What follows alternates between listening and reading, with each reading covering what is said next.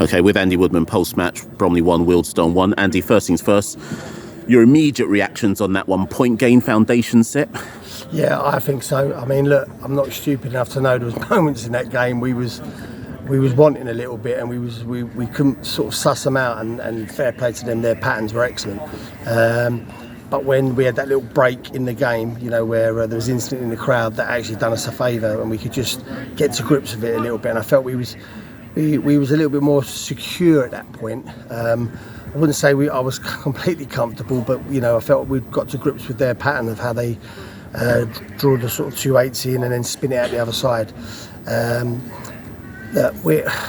feel like I say it, we're kind of a new team, you know. We shouldn't be, but we are, because we've lost players, and that's football. That's not an excuse. We've got an 18 and a 19-year-old playing now. I don't think anyone else will be playing an 18, 19. It's particularly when you haven't got off to a great start in some people's eyes, but that's where we are, and I'm buzzing to play them. I've just gone in that dressing room, and what really pleased me about my team, I saw all the traits of us last year: hanging on, dogged, fighting, trying to get the winner. So there's a lot of positives there. Of course, there's 1 or 2 negatives. You know, they could have scored. The keeper made a great save, but I'm looking at it as a positive. What a great save! So you mentioned the youngsters. Let's go there, because a lot of people have seen that starting lineup. Obviously, you handed the debut to Josh, Bromley debut to Cole, and then Sol gets a start. Now, for those who've been watching in pre-season, there is an argument to say Sol deserves that, because if you've seen any of the under-21s games, some of the friendlies, he's looking sharp, he's looking lively, he's a finisher. But why did you do it?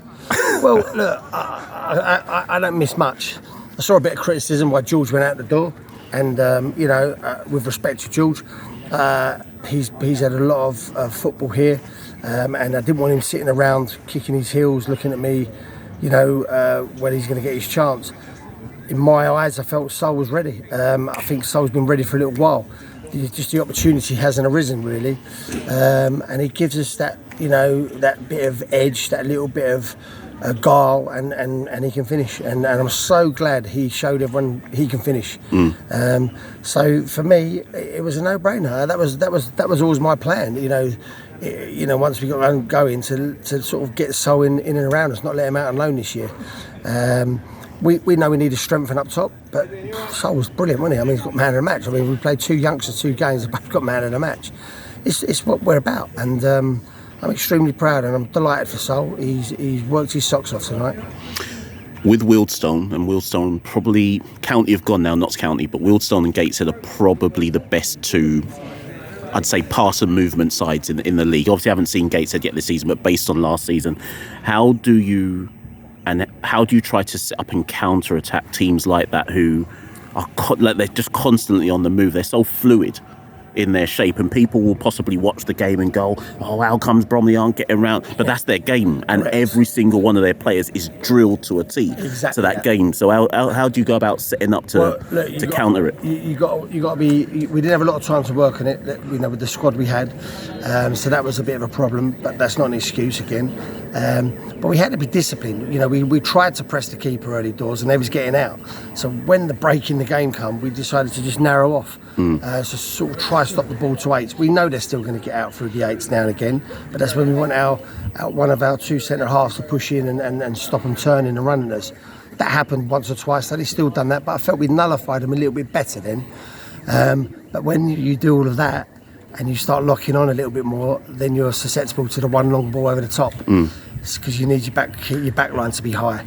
So we kind of knew the problems, and we just had to sort of try and negate them as best possible. I felt we. What I was really proud about our boys tonight is I felt we showed a little bit more going forward and a little bit more balls in the box. It's been a big thing for me. We've got the best goal scorer in this National League for many years. Just put the ball in the box. That's what we've got to do. Keep putting the ball in the box. Create pressure. And I felt we've done that in abundance tonight. Josh Passley put loads of crosses in. Bez put some crosses in. I thought it was much better in that department. So,